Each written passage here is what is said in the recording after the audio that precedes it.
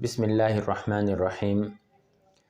ابھی social media پہ آپ نے بھی دیکھا ہوگا کہ ایک بڑا شور مچا ہوا ہے۔ جے یو آئی کے مفتی عبدالشکور صاحب ہیں، انہوں نے اقلیتوں کے حوالے سے کچھ خاص بیان دیا ہے ان کو فنڈ جاری کرنے کے حوالے سے۔ تو جو مخالف سیاسی پارٹیوں کے جو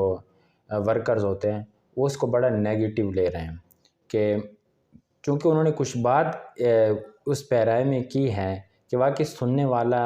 ابتداً تو وہ ایسا محسوس کرتا ہے کہ بھی عجیب سی بات انہوں نے کر دی ہے، یعنی اقلیتوں کا ان کو زیادہ خیال ہے اور مسلمانوں کا ان کو خیال نہیں ہے۔ تو یہ بڑی کنٹروورسی چل رہی ہے اس وقت۔ حقیقت کیا ہے؟ انہوں نے سوشل میڈیا پہ ایک پیغام بھی جاری کر دیا اس حوالے سے، لیکن اس پہ ہر انسان اپنی رائے دے سکتا ہے۔ میں بھی اپنی ایک رائے رکھتا ہوں، آپ بھی اپنی ایک رائے رکھتے ہیں۔ مجھے لگتا ہے کہ اس طرح اس انداز بیان کے ساتھ اور ان الفاظ کے ساتھ بیان دینا واقعی ایک سننے والا محسوس کرتا ہے کہ بھئی مفتی صاحب کا نظریہ کچھ اور ہی ہے، یعنی جے یو آئی کا نظریہ یا وہ جو پرسن ہے جو بیان دے وہ نظریہ کچھ اور ہے۔ آپ اس کو کس حوالے سے دیکھتے ہیں؟ بسم اللہ الرحمن الرحیم۔ میں نے جب یہ بیان سنا تو ایک چیز تو بڑی وہ ہوئی نا کہ جو ہماری عادت بن گئی ہے کہ گفتگو ہے 1 گھنٹے کی اور ہم نے کاٹ کے لگا دی ہے 2 منٹ کی، 1 منٹ کی۔ اب 1 گھنٹے کا جو بعد میں اس کے اندر تھیم ہوتا ہے، جو بیک گراؤنڈ ہوتا ہے، جو ہسٹری ہوتی ہے اس بات کی، وہ کٹ جاتی ہے۔ ہم اپنی مرضی، فرض کرو اگر میں کہہ رہا ہوتا ہوں نا، میں پیچھے سے کہہ رہا ہوں جی کہ شراب حلال ہے، اب میں اس کے پیچھے کوئی اگر واقعہ سنا رہا ہوں کسی کا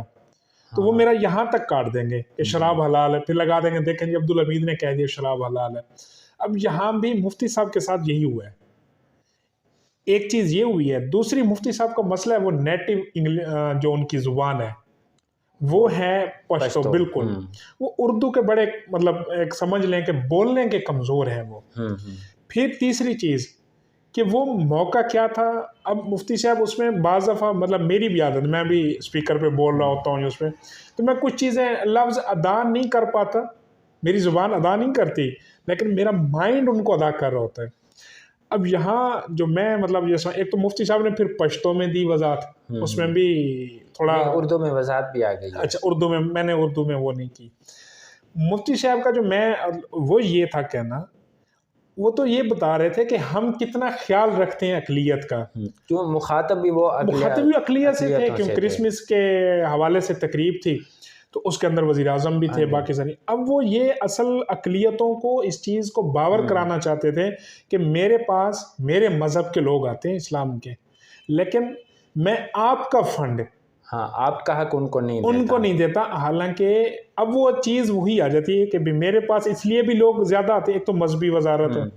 دوسرا میں خود ایک مذہبی آدمی ہوں، تو بجائے بھی اس کے ایک توقع ہوگی کہ شاید یہ ادھر 50 کم دیں گے ہمیں، تو انہوں نے کلیئر کٹ یہ پیغام دیا، انہوں نے کہا کہ جی اس جو میرے پاس فنڈ ہوتا ہے نا وہ صرف اقلیتوں کے حوالے سے۔ اب 2 متروکہ وقف املاک ہیں، ایک ہے مسلم متروکہ وقف املاک کا، ایک ہے جو نان مسلمز ہیں۔ اب نان مسلم کا جو وقف املاک ہے وہ وزارت مذہبی امور کے انڈر آتا ہے انتظامی طور پر، اور جو اس کا ہے بولیں اسلامی اس کا، تو وہ ہم نے دے دیا ہے صوبوں کو 18ویں ترمیم کے بعد۔ اب اس کے اندر جس طرح دربار ہیں، مساجد ہیں، آپ کے مدارس ہیں، کوئی دوسری جو خیراتی مطلب جات ہسٹوریکل کوئی چیزیں کسی نے ڈونیٹ کر رکھی ہیں وہ صوبہ سنبھالتا ہے۔ اب وفاق کے اندر جو فنڈ مختص ہوتا ہے نا اس کے اوپر لگانے کا، وہ صرف اور صرف آتا ہے آپ کا اس کا جو مطلب نان مسلم کمیونٹی ہوتی ہے، تو وہ تو اپنی ایمانداری بتلا رہے تھے کہ ہم آپ کا فنڈ مسلمان سٹیٹ میں ہوتے ہوئے اور مسلمان ایک مذہبی شخص ہوتے ہوئے ہم آپ کا فنڈ استعمال کرتے ہیں۔ لیکن یہ بھی ایک فیکٹ ہے کہ یہاں پاکستان جیسے اسلامی ملک میں جتنی مائنورٹی کو حقوق ملنے چاہیے وہ مل رہے ہیں۔ میرے خیال میں پوری دنیا میں کہیں اور اس طرح نہیں ہوتا۔ اب جہاں وہ ممالک جہاں مسلمان اقلیت میں ہیں وہاں مسلمانوں کو اس طرح خیال نہیں رکھا جاتا جس طرح پاکستان میں اقلیتوں کا خیال رکھا جاتا ہے۔ اچھا پھر اس میں کوئی چیزیں ایسی آ جاتی ہیں کہ ایک واقعہ ہوتا ہے، اس میں ایک مسلمان پہ ظلم ہوتا ہے، اس کو ہمارا میڈیا اس طرح ہائی لائٹ نہیں کرتا، بالکل ایک ایزی لے کے اور اس کو معمول کا واقعہ سمجھ کے بالکل پس پش ڈال دیا جاتا ہے۔ لیکن اگر ایک غیر مسلم کے ساتھ کوئی واقع ہو جاتا ہے جو ہم کہتے ہیں کہ ظلم میں نہیں ہونا چاہیے، اس کو پھر ہم اس طرح ہوا بناتے ہیں، اس کو ہم اس طرح ہائی لائٹ کرتے ہیں کہ پاکستان میں اقلیتوں کے ساتھ اتنا ظلم ہو رہا ہے کہ پوری دنیا میں کہیں بھی اس طرح کا ظلم نہیں ہو رہا۔ اب یہ چیز بھی ایک متاثر کرتی ہے آدمی کو کہ ایک پہلے سے ہمارا اس طرح کا ماحول ہے، پھر کوئی مذہبی شخصیت اور پھر مذہبی وزارت پہ بیٹھا ہوا وہ اس طرح کا بیان دے رہا ہے۔ اگرچہ آپ نے وضاحت کر دی ہے، بلکہ خود مفتی صاحب کی وضاحت بھی اس حوالے سے آ گئی ہے، صحیح، لیکن اس کے باوجود بھی نا ایک سننے والا تو یہ سمجھتا ہے نا، تو میرے خیال میں صرف یہ نہیں کہ صرف سننے والا یا مخالف پروپیگنڈا کرنے والا یہ سوچتا ہے، بلکہ ایک عام نارمل آدمی بھی یہ اس کے ذہن میں بھی یہ کبھی کبھی اشکال آ جاتا ہے کہ اس کنٹری میں جہاں پر مسلمانوں کے حقوق کا خیال نہیں رکھا جاتا، وہاں اگر ایک ایسا آدمی بات کرے تو اس پہ پھر وہ کرٹیسائز شروع کر دیتا ہے۔ پھر دو چیزیں ہیں، ایک تو یہ ہے کہ مفتی صاحب پراپر ایک مذہبی بیک گراؤنڈ کے حامل ہے، دوسرا پھر جو پاکستان کے اندر اس وقت پولیٹیکلی وہ چل رہی ہے اسیسینیشن کیا لیں، تو کیونکہ وہ ایک مفتی صاحب ایک ایسی پارٹی سے تعلق رکھتے ہیں جس کو پہلے ہی محاذ رائی کا سامنا ہے، تو ان کی بات مطلب اگر ان کی کوئی ایک آدھ لفظ ادا ہونے سے رہ گیا نا تو یہ پروپیگنڈا کھڑا کیا گیا کہ جی یہ دیکھیں، تو اچھا اس میں پھر جو عام آدمی سمجھنے والا ہے اس کو بھی اس چیز کا اتنا ادراک ہونا چاہیے کہ موقع کون سا ہے، بات کسی اس کی، اور اچھا پھر اگر یہی چیز اگر کسی اس نے کہی ہوتی، میں مطلب کہیں لبرل طبقے سے، سیکولر طبقے سے، تو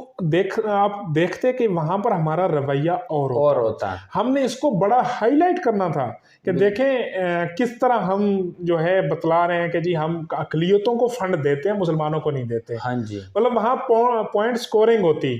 لیکن یہاں کیونکہ پیچھے خالصتاً مذہبی آدمی کھڑا تھا تو ہمیں کچھ اور اس کے بارے میں اگر نہیں ملا،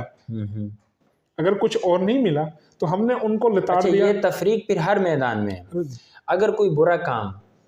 کسی مذہبی آدمی سے سرزد ہو جاتا ہے، وہ غلط کر رہا ہے، ہم یہ نہیں کہتے کہ وہ صحیح کرتا ہے، وہ غلط کرتا ہے، اس پہ کریٹیسزم زیادہ ہوتا ہے، اس کو سزا بھی دی جاتی ہے۔ اب ایک بندہ ہے لیکن اس کا مذہبی بیک گراؤنڈ نہیں ہے، غلط کام کرتا ہے، کوئی بولنے والا نہیں ہے۔ اب میں حال یہ ایک واقعہ ہوا ہے کہ میلسی کا کوئی ایک مولوی تھا، اس نے مطلب ویڈیو وائرل ہوئی اور ایک نازیبہ ویڈیو تھی، غیر اخلاقی ویڈیو۔ اب اسی محفل میں اور بھی لوگ تھے جو اس طرح کی حرکت کر رہے تھے اور ایک ہی ویڈیو میں سارے کیپچر ہو رہے تھے،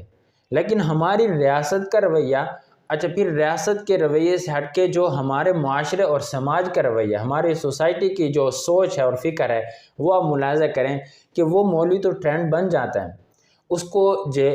مطلب گرفتاری بھی اس کی ہو جاتی ہے، لیکن اسی محفل میں وہی کام کرنے والے جو دوسرے لوگ ہیں، 200 بندہ جو اور بیٹھا ان کے کسی ایک کے خلاف بھی کوئی کارروائی نہیں ہے۔ یعنی ہم نے خود اپنی ایک تفریق بنا لیا ہے کہ اگر کوئی غیر مولوی آدمی غلط کام کرے وہ تو جی پہلے سے گناہ گار ہے، وہ یعنی آپ برائی کا رستہ نہیں روکنا چاہ رہے، تو اس کا مطلب یہ ہوا اس سے پہلے بھی بہت سی ہم برائی کے خلاف نہیں ہیں، ہم مطلب یہ چیز ہوتی ہے کہ ہم برائی کے خلاف نہیں ہیں، یہ تاثر دیا جاتا ہے، ہم اس داڑھی کے خلاف ہیں، اس پگڑی کے خلاف ہیں، اور اچھا اگر اس نے دوسری چیز میں بھی وہی کہ میں ڈیفینڈ نہیں کروں گا کہ کوئی اگر صاحب مطلب داڑھی کے اگر کوئی اس طرح کا اقدام کرے، کوئی مولوی ہو کے، کوئی عالم ہو کے، میں اس کو ڈیفینڈ نہیں کروں گا، میں بلکہ اس پہ ڈبل تنقید کروں گا، اس لیے کہ اس کے پاس ایک مقام ہے، ایک سند ہے، لیکن دوسری طرف